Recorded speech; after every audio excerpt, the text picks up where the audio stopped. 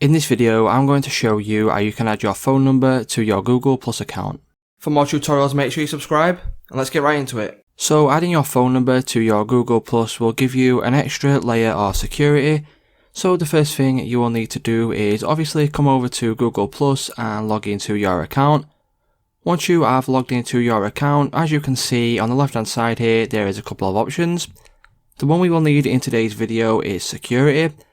So click on the security tab, and then what that will do is it will bring you over to here.